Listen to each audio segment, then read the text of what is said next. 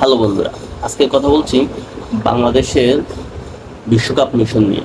বাংলাদেশ বিশ্বকাপ মিশনে প্রথম ম্যাচে শ্রীলঙ্কাকে 2 উইকেটে হারিয়েছে।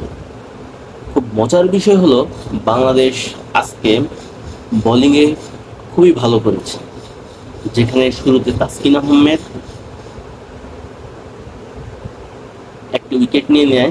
পরবর্তীতে মুস্তাফিজ এবং রিশাদের দুর্দান্ত বোলিংয়ে শ্রীলঙ্কা 124 রানে গুটিয়ে যায়।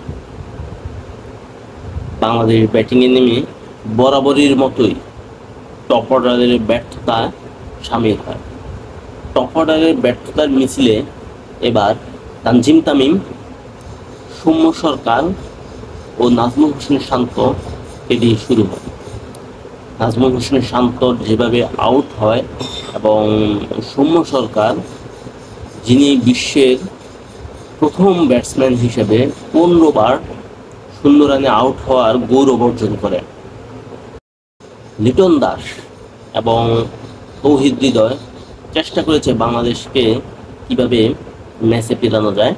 তো লিটন দাস আজকের ম্যাচে আমরা যদি একটু দেখি, লিটন দাস 38 বলে 2-4-1-6 মাধ্যমে 36 রান করেছে। স্ট্রাইক রেট 94-95 আশেপাশে।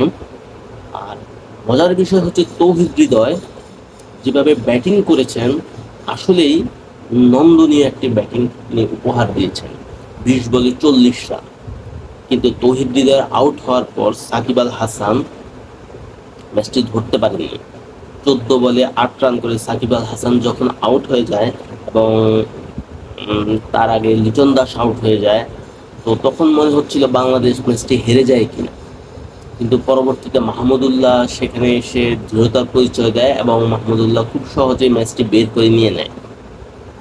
তো এই হচ্ছে ম্যাচের সামারি। কিন্তু আমার কাছে ইন্টারেস্টিং যে জিনিসটা মনে হলো যে আজকের ম্যাচে বাংলাদেশ হেরেও যেতে পারত, তবে মাহমুদুল্লাহর কারণে ম্যাচটি বাংলাদেশ বের করে নেয়। তো আমি আপনাদের আগেও বলেছি, আমার আগের ভিডিওটাতেও বলেছি, তখন সবাই অনেক ধরনের মন্তব্য করেছেন যে বাংলাদেশ, আমি যখন বললাম যে বাংলাদেশ এবার শ্রীলঙ্কাকে হারিয়ে দ্বিতীয় রাউন্ডে যাওয়ার মূল দাবিদার থাকবে, তখন অনেকেই বলেছে যে আমি কিভাবে জানি। আসলে এটা হচ্ছে একটা সাইকোলজিক্যাল বিষয়। কারণ হচ্ছে এই পিচটা, এবারে বিশ্বকাপের পিচটা আপনারা খেয়াল করবেন যে এই পিচে হচ্ছে বাংলাদেশের মিরপুরের মতো উইকেট, যেখানে একটু স্লো এবং টার্নিং পিচ। এই পিচে বাংলাদেশ খেলে অভ্যস্ত। এই ধরনের পিচে বাংলাদেশ বিভিন্ন দেশকে মিরপুরে আমন্ত্রণ জানিয়ে তারা হোয়াইট ওয়াশ করে ছেড়ে দেয়, বাংলা ওয়াশ করে ছেড়ে দেয়। ঠিক এই টাইপের একটা উইকেট এখানে তৈরি হয়েছে। তো সেই দৃষ্টিকোণ থেকে আমার মনে হচ্ছে এবার বাংলাদেশ বিশ্বকাপে ভালো কিছু করবে। তবে টপ অর্ডারের ব্যাটসম্যানদের আরও দায়িত্বশীল হতে হবে, যেখানে সৌম্য সরকার, বিশেষ করে সৌম্য সরকার এবং তানজিম তামিম, লিটন দাস, তাদের আরও দায়িত্বশীল হয়ে খেলতে হবে।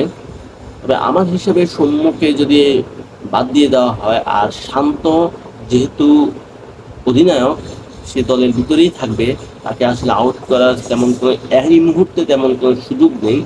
সেক্ষেত্রে তামিম সৌম্যর জায়গায় যদি নাজমুল হোসেন শান্ত ওপেন করে, সেক্ষেত্রে জাকির আলী একজন ব্যাটসম্যান, এক্সট্রা ব্যাটসম্যান নিয়ে বাংলাদেশ মাঠে নামতে পারবে বলে আমার মনে হচ্ছে।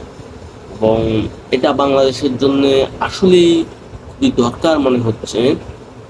তো সেক্ষেত্রে লিটন দাসকেও আরেকটু সিরিয়াস হতে হবে এই খেলাটার জন্যে।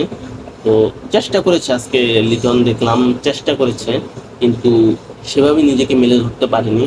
তারপরও সে 38টি বল পর্যন্ত টিকে থেকেছে। তো তার স্ট্রাইক রেটের দিকে আরেকটু নজর দিতে হবে। সিঙ্গেল ডাবলস নেওয়ার ক্ষেত্রে তাকে আরও মনোযোগী হতে হবে।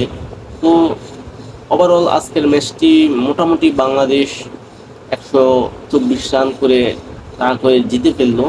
তো আগামী ম্যাচগুলোতে দেখার বিষয় যে বাংলাদেশ কি করে। আমার মনে হচ্ছে বাংলাদেশ এবার খুব ভালোভাবেই দ্বিতীয় রাউন্ডে যাবে। তো আপনারা কি মনে করেন, বাংলাদেশ কি দ্বিতীয় রাউন্ডে যেতে পারবে?